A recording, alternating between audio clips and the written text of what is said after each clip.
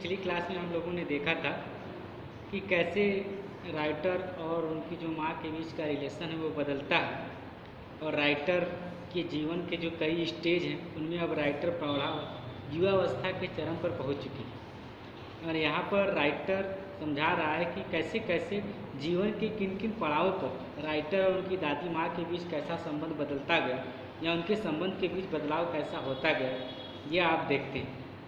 अब हम आगे कैसे हमने पिछले पैराग्राफ में देखा था कि जब राइटर अब्रॉड पढ़ने के लिए जाते हैं तो उनकी दादी माँ कुछ कहती तो नहीं है, बड़ा इमोशनल होती है, सेंटिमेंटल होती है, लेकिन बस वो उनकी माथे को चूम लेती हैं और उसके बाद कुछ कहती नहीं।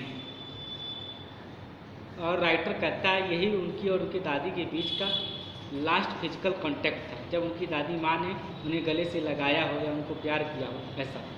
अब आगे पढ़ते हैं। But that was not so. After 5 years I came back home and was met by her at a station. She did not look a day older. She still had no time for words, and while she clasped me in her arms, I could hear her reciting her prayers. And even on the first day of my arrival, her happiest moments were with her sparrows, whom she fed longer and with frivolous rebukes. But that was not so, लेकिन ऐसा नहीं, ऐसा मैं सोच रहा था। Physical यहाँ पर लास्ट में perhaps the last sign of physical contact, इसके पहले पहला, लेकिन but that was not so, लेकिन ऐसा हुआ नहीं, क्योंकि राइटर को लगता है कि शायद इसके बाद जब वो वापस लौटते तो उनकी दादी माँ जिंदा रहें या न रहें, लेकिन वो वापस आते हैं तो उनकी दादी माँ जिंदा रहती हैं। After 5 years I came back, 5 सालों के पश्चात मैं वापस आया।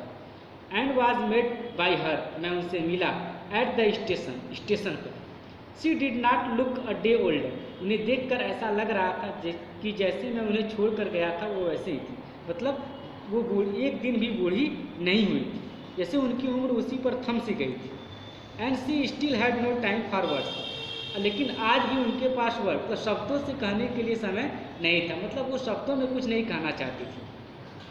And while she clapped me in her arms, उन्होंने जब मुझे देखा तो मुझे कुछ कहा नहीं, बस मुझे अपनी बाहों में भर लिया, मतलब गोद में ले लिया।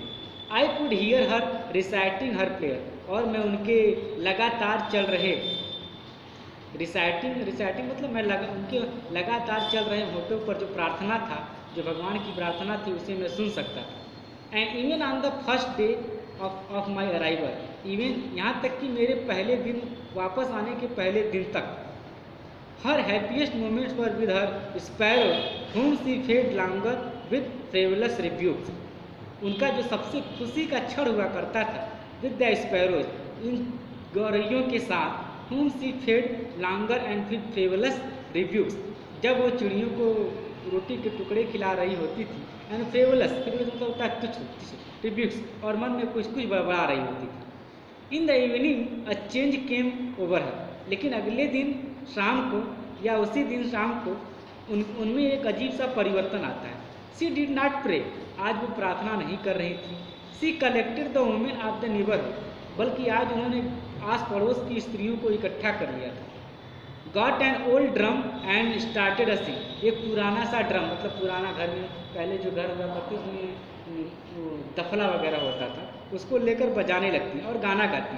फॉर सेवरल आवर्स सी थम द सैजिंग, और कई घंटों तक थम मतलब पीटना बजाना, थम and sagging skins of dilapidated drum, मतलब मृत चमड़े से बने हुए उस ड्रम को क्या कर रही थी, पीट रही थी, बजा रही थी। And सैंग of home coming of warriors, और कहते होम कमिंग ऑफ वॉरियर्स, वो गीत गा रही थी जब पहले ज़माने में क्या होता था, योद्धाओं, जब योद्धा लड़ाई के लिए जाते थे, जब वापस आते थे उनके विजय के गीत गाए जाते थे। तो यहाँ पर होम कमिंग्स ऑफ वॉरियर्स, योद्धाओं के घर आने के जो गीत होते थे वीर रस के, वो गा रही थी। And we had to persuade her to stop to avoid over straining, and we had to persuade, और हमें उन्हें कहना पड़ा, her to stop avoid over straining, कि वो अपने ऊपर ज़्यादा जोर न दे, ओवर स्ट्रेन न दे। And that was the first time since I had known her that she did not pray, और यही जीवन का मेरे पहला क्षण था जब मैंने देखा कि मेरी दादी माँ प्रार्थना नहीं कर रही थी बल्कि कुछ और कर रही थी। The next morning she was taken in, लेकिन अगले ही सुबह वो बीमार पड़ जाती हैं। It was a mild fever and doctor told us that it was a mild मतलब हल्का फुल्का, it was a mild fever, उन्हें कुछ और नहीं बस हल्का फुल्का बुखार था। And the doctor told us, और डॉक्टर ने हम लोगों से कहा दैट इट वुड गो, कि बहुत जल्दी ही ठीक हो जाएंगे, मतलब ज़्यादा दिक्कत की बात नहीं है, हल्का फुल्का बुखार है, ठीक हो जाएंगे। But my grand mother thoughts differently, लेकिन मेरी दादी माँ कुछ और ही सोच रही थी। सी टोल्ड अस, उन्होंने हम लोगों से कहा दैट कि हर एंड्स वाज नियर, कि अब उनकी मृत्यु नज़दीक है, अब वो मरने वाली। देखिए मृत्यु हमारे यहाँ होता है कि जब कोई भी व्यक्ति जब मरने वाला होता है या कहते हैं स्वाभाविक मृत्यु जब किसी को आ रही होती है तो उसे पता चल जाता है कि अब उसकी मृत्यु नज़दीक है। जैसे मानो मृत्यु के देवता को अपने पास अर्थात यमराज को अपने पास बैठे हुए देख रहा होता है। लेकिन मेरी दादी माँ कह रही थी नहीं अब मैं बचूंगी नहीं। सी सेड दैट, उन्होंने कहा कि सिंस ओनली अ फ्यू आवर्स बिफोर, अभी कुछ ही घंटों पहले before the close of last chapter of her life, उन्होंने अपने जीवन का अंतिम चैप्टर बंद किया, मतलब उन्होंने अपने जीवन का अंतिम क्षण जिया है। She had omitted to pray, अब वो प्रार्थना ओमिटेड मतलब होता है इनकार करना। जीवन के अंतिम क्षण में उन्होंने एक चीज़ बहुत गड़बड़ की या नहीं की, उन्होंने प्रार्थना नहीं की। She was not going to waste any more time talking to us, अब वो हमसे कहती हैं कि अब वो अपना ज़्यादा समय हमसे बातें करने में बर्बाद नहीं करना चाहिए। वी प्रोटेस्टेड, हमने उन्हें ऐसा करने से मना किया। But she ignored our protest, लेकिन उन्होंने हमारे इस बाधा को इग्नोर कर दिया, अनदेखा कर दिया। सी ले पीसफुली इन बेड, वो शांति के साथ बिस्तर में लेट गई। And praying and telling her bits, अपने रुद्राक्ष की माला के साथ कुछ न कुछ प्रार्थना करती रही, राम राम हरे राम कृष्ण कृष्ण, जो भी करना होता था वो कर रही थी। Even before we could suspect, इससे पहले कि हमें कुछ अंदेशा होता, हर लिप्स स्टॉप मूविंग, उनके होंठ चलने बंद हो गए। And the rosary fell from lifeless finger, और उनके हाथ में पकड़ी हुई रुद्राक्ष की माला जमीन पर गिर गई। A peaceful pallor spread on her face, एक अजीब सी झुर्रियाँ, एक अजीब सी शिकन उनके चेहरे पर फैल गई। And we knew that she was dead, और हम जान गए कि अब वो नहीं रही। अचानक उनके हाथ रुक गए और उनकी रुद्राक्ष की माला गिर गई और हमें पता चल गया कि दादी माँ नहीं रही। And we lifted her off the bed and as in customary, और हमने उन्हें उठाया और बड़े ही सामान्य तरीके से, कस्टमरी मतलब होता है सामान्य तरीके से, उन्हें बिस्तर पर लेटाया। Laid her on ground and covered her with the red shroud, उन्हें बिस्तर पर लेटाया और उन्हें ढक दिया। रेड श्राउड, लाल श्राउड मतलब यहाँ होता है a cloth which use to be the cover the dead body, कफन कर सकते हैं, कफन। And after a few hours, कुछ घंटों बाद, of morning we left her alone to make arrange, हम उन्हें अकेला छोड़कर make arrangement for her funeral, उनके अंत्येष्टि की तैयारी करने लगे। फ्यूनरल मतलब होता है अंतिम संस्कार। And in the evening we went to her room, और उसी शाम हम उनके कमरे में गए। With a crude stretcher to take her to be the cremated, crude stretcher मतलब होता है कि सूखी लकड़ियाँ या फिर ऐसे कुछ। टेक हर टू क्रीमेटेड, और उन्हें उठाकर क्रीमेटेड मतलब सौदा की ओर, स्मशान की ओर ले चले।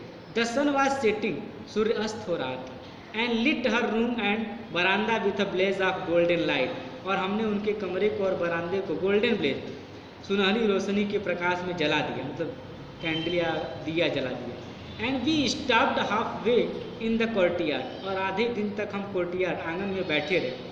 ऑल ओवर द बरामदा एंड इन द रूम, पूरे बरामदा में और पूरे कमरे में। राइट अप टू वेयर सी ले, जहाँ पर वो लेटा करती थी। Dead of snip wrapped in the red shroud, जहाँ पर वो मृत पड़ी थी लाल कफन के जोड़े में, मतलब लाल कफन में लिपटी हुई। Thousands of sparrow sat scattered on the floor, मतलब वहाँ पर जब मेरी दादी माँ मरी तो हजारों की संख्या में गौरैया वहाँ पर आ गई। And set scattered on the floor, मानो वहाँ पर फर्श पर पूरी तरह से बिखर गई, चारों तरफ केवल गौरैया ही गौरैया थी। And there was no chirping, लेकिन वो तनिक भी शोर नहीं कर रही थी। We felt sorry for the bird, हमें उन चिड़ियों के बारे में, गौरैयों को देखकर दुख हो रहा था, दुख महसूस कर रहे थे। My mother fetched some bread for them, मेरी माता जी उनके लिए, फेज मतलब ब्रिंग, लाई ब्रेड, रोटी के टुकड़े जैसा कि मेरी दादी माँ लाया करती थी। And she broke into the little crumbs, उन्होंने उसे छोटे छोटे टुकड़ों में बांट दिया। And the way my grandmother used to, जैसे मेरी दादी माँ उन्हें खिलाया करती थी। And threw it to them, उनकी तरफ फेंका।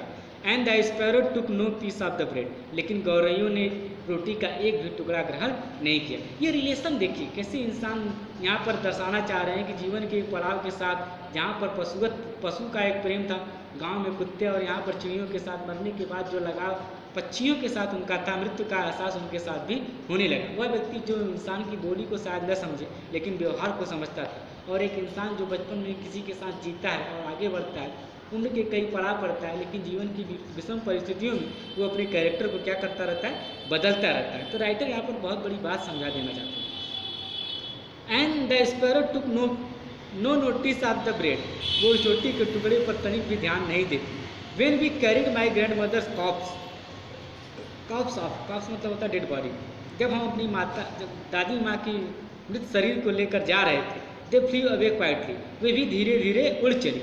Next morning the sweeper shape the bread crumbs into the dustbin, और अगली सुबह जब सफाई करने वाला आता है तो उन रोटी के टुकड़ों को ऐसे ही पकड़कर, मतलब इकट्ठा करके वहाँ पर डस्टबिन में ले आकर फेंक देता है। अब वहाँ पर कोई गौरैया नहीं आती, अब वहाँ पर कोई चिड़िया नहीं आती। अब वह स्थान जहाँ पर गौरैयों की, स्पैरो की गुनगुनाहट से, चर्पिंग से, चहचहाट से गूंजता रहता था, वो वहाँ पर अब एक नीरवता सी छा गई।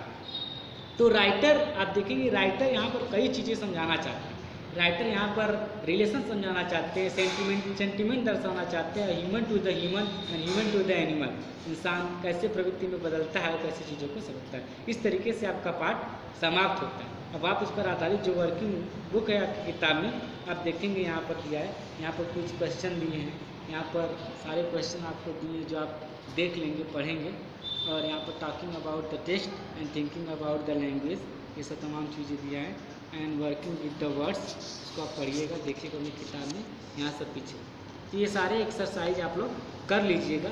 अगर कोई दिक्कत होगी तो आप हमसे पूछिए, ठीक। क्रिटिसिज्म द फार्म, इस तरीके से आपका फर्स्ट चैप्टर समाप्त हो जाता है। यहाँ पर आप सारे क्वेश्चन यहाँ पर थिंग्स टू डू के लिए दिया है। Talk with your family members about elderly people, कहते हैं अपने परिवार से, अपने वयस्क जनों, वृद्ध जनों या बड़े लोगों के बारे में पूछिए। Who you have been intimately connected, जिससे आप बड़ी अच्छी तरीके से, इंटीमेटली मतलब बहुत अच्छी तरीके से जुड़े हुए हैं। With whom are not there with you now, जो अब तुम्हारे साथ नहीं है। Write a short description someone you like at lot, और वो व्यक्ति परिवार में जिसे आप सबसे ज़्यादा पसंद करते हैं उनके बारे में कुछ लिखिए। जैसे पितरपक्ष का महीना चल रहा है इस समय, हर कोई पितरों को याद कर रहा है, कौवों को खाना खिला रहा है, लेकिन व्यक्ति जब जिंदा था पानी पिलाना, ये भी एक विसंगति है कि हमारे समाज में व्यक्ति के मरने के बाद हम उनके लिए बहुत कुछ कर्मकांड करते हैं, लेकिन वही व्यक्ति जब जिंदा हो रहा था, करा रहा था, तो पानी के लिए बुला रहा था, लेकिन हम उन्हें पानी देते नहीं थे बल्कि झिड़कियाँ देते थे। तो ये है हमारे जीवन की विसंगतियाँ। तो आप इस पाठ को पढ़ेंगे, समझेंगे, आगे हम उसके बाद एक पोयम है उससे हम पढ़ाएंगे। Thank you.